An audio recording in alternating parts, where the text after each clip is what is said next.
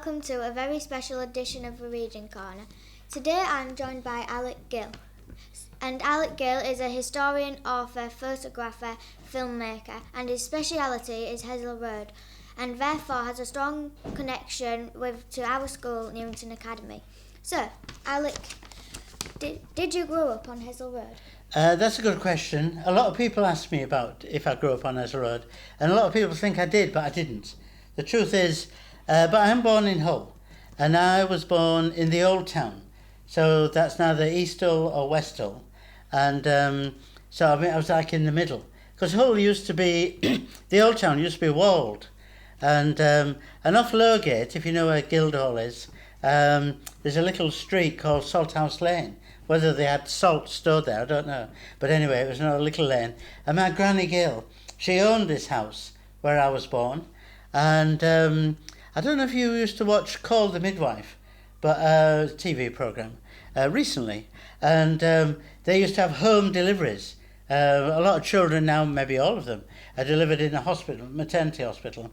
But I was delivered at home by the midwife. And so I think I'm one of the few people born in the Old Town, but I got interested in Hessel Road when I was about 25 years old. Right. So why did you choose to write about Hessel Road? Well, that follows on in a way. It was mainly through photography. People think of me as a writer of Hessel Road, but I began as a photographer mainly, and that was 1974. And that same year, I joined Hull University as a psychology student, an undergraduate, as a mature student. I had done office work before in shipping and forwarding. I was an export manager at one time, but I got bored with that. And so I decided to pack it in and become a student. And so, but just briefly, my Professor Clark, he recommended, if you want to get on in life, and this is what advice I'd give you, Olivia, if you want to get on in life, you've got to specialise. And make a certain area your own. I mean, if you had to specialise in being a news presenter or whatever, then I'm sure you'd get on well in life, and same with everybody else in this team. But anyway, I decided to specialise in Hessel Road. I've been around to Israel and Berlin and Malta hitchhiking in the 1960s, but I decided to become a tourist in my own town and to photograph Hessel Road because the people were interested. So could you tell me a little bit about what you took pictures of? People mainly. And again, back to Professor Clark, he compared middle-class children with working-class children, and he said middle-class children have got gardens and books and better things to play with, whereas working-class children have only got, around Hessel Road, generally, have only got the freedom of the streets.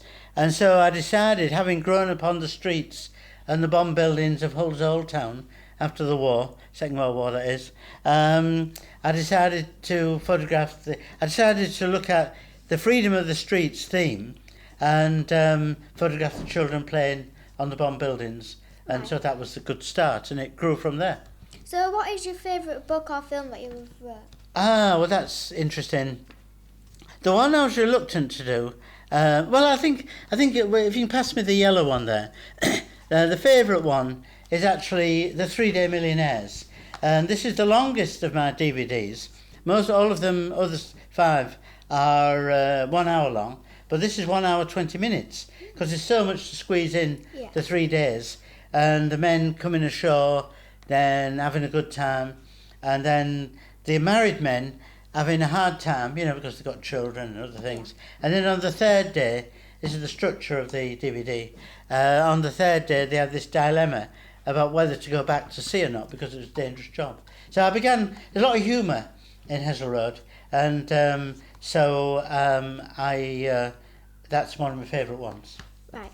And what are the differences or similarities to making films and books? Oh, good question. I think the good answer to that, I've never been asked this question before, so it's a good question. And I think the answer is when you're doing a film, when you're doing a DVD or a film, like your team is doing, you're working with other people.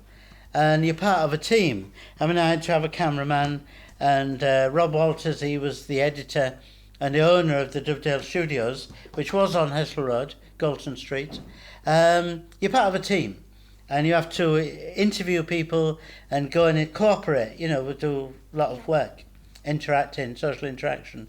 But when you're writing a book, then it's more of not a lonely business, but it's more of an isolated, just down to you.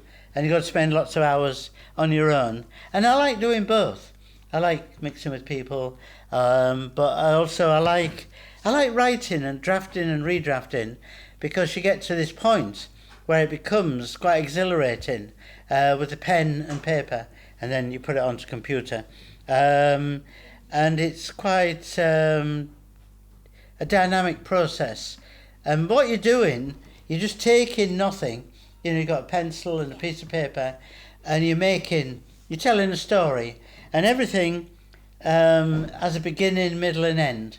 And I like a structure.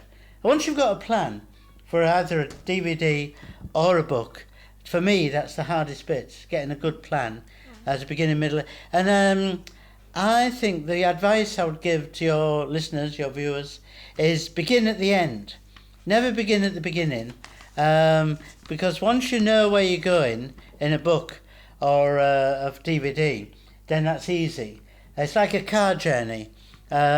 If you know your destination, it's easy to go from A to B. But if you don't know where you're going, like a Sunday driving, you know, just meandering around, you're going to get lost and waste a lot of time. Well, life's too short to waste time, and so always know where you're going, and you'll do well in life. Right. So thank you very much, Alec Gill, for coming on our very special edition episode of The Reading Corner. And remember to watch our next episode. And thank you again, Alec Gill, for joining us. And goodbye. Thank you. Bye.